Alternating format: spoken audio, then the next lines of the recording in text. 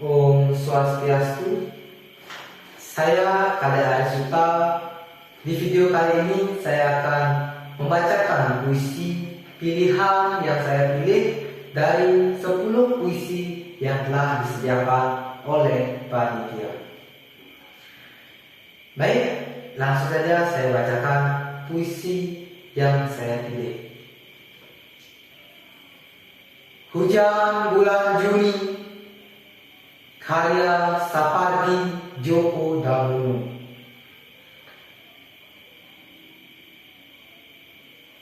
Tak ada yang lebih tabah dari hujan bulan Juni, dirahasiakannya rintik rindunya kepada pohon berbunga itu. Tak ada yang lebih bijak dari hujan bulan Juni,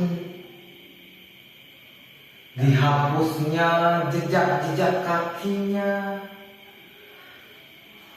yang ragu-ragu di jalan itu.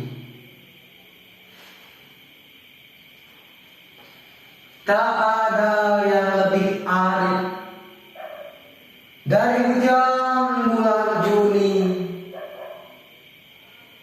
dibiarkannya yang tak terucapkan